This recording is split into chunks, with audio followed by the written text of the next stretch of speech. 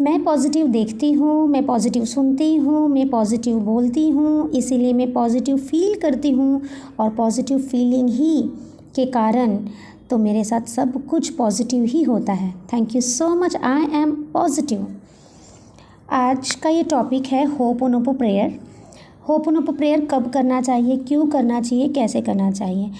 बहुत सारे लोगों को कन्फ्यूजन है कि होपोनोपो प्रेयर एक सॉरी प्रेयर होता है, हम माफ़ी मांगते हैं और I am sorry, please forgive me, I love you, thank you, ऐसे रिपीटेड बोलते रहना है। लेकिन जैसे लॉ ऑफ अट्रैक्शन में सबसे बेसिक चीज़ जो है फीलिंग इज़ द सीक्रेट, जो नेविल गुडविन ने कहा है। अगर आप फील ही नहीं करेंगे, जैसे आप होपोनोपो प्रेयर कर रहे हैं, ठीक है, 1-1 घंटे की कोई यूट्यूब में वीडियो लगा लेते हैं और उसको सुन रहे हैं, लेकिन उसको फील ही नहीं करेंगे कि हाँ मैंने जो गलती की है उसके लिए आई एम सॉरी, वो मुझे माफ़ कर रहे हैं, माफ़ करने के बाद मुझे अच्छा लग रहा है तो मैंने उनको आई लव यू कहा, थैंक यू कहा। तो ये फीलिंग अगर आपके अंदर होगा ही नहीं तो आप दिन भर के 24 घंटे भी अगर होपोनोपो प्रेयर करेंगे तब भी वो वर्क नहीं करेगा। तो इसमें करना क्या है, ज़रूरी नहीं है कि आप उसको 108 बार बोलिए, 10 बार बोलिए, 20 बार बोलिए, 50 बार बोलिए, एक बार भी काफ़ी है। बस आपको उसको उस फीलिंग से कहना है। और अगर आप एक बार बोलने से आपको अच्छी फीलिंग आती है तो आपको लगता है कि मुझे और बोलना चाहिए तो आप फिर बोल दीजिए।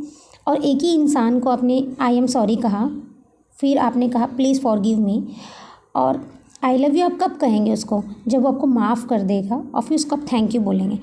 तो जब ये बात ख़त्म हो चुकी है, I am sorry, please forgive me, I love you, thank you, तो फिर इसको रिपीट करने का क्या मतलब है। इसीलिए इसको एक ही बार, मेरे हिसाब से तो एक ही बार करना चाहिए, क्योंकि मैं एक बार करती हूँ। लेकिन हर एक पर्पज़ के लिए अलग अलग कीजिए।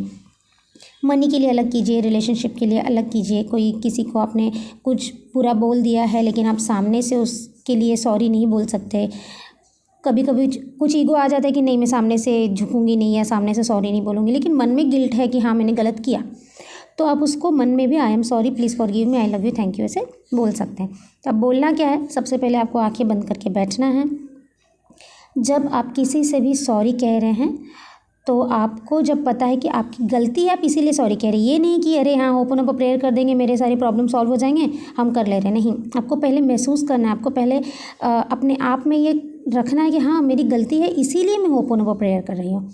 आप आंखें बंद कीजिए, किसी को हाथ जोड़कर करना है हाथ जोड़कर कीजिए, ज्ञान मुद्रा में हाथ रखिए, जैसे भी आपको कंफर्टेबल लगता है सो कर कीजिए।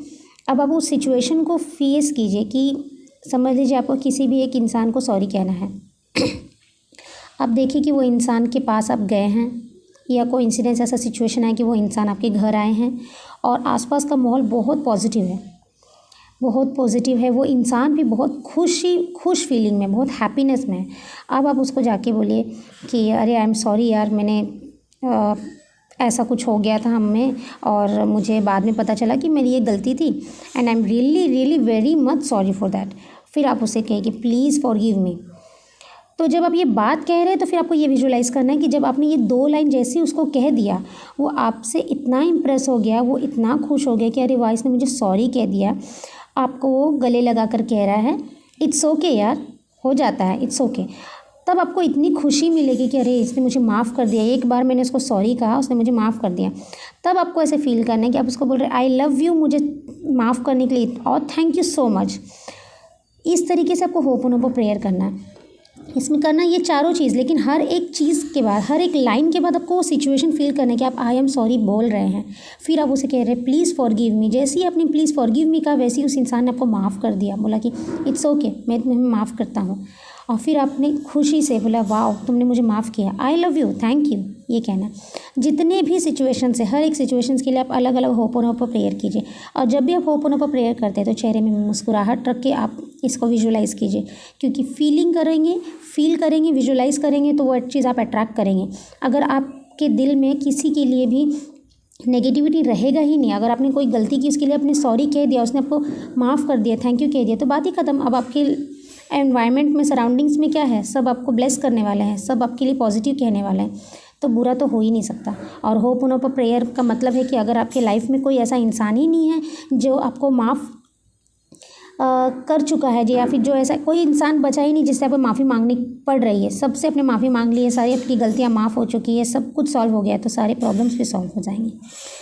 फिर भी अगर आप लोगों को कोई भी डाउट है होपोनोपोनो प्रेयर को लेकर, आप कमेंट कर सकते हैं। Thank you.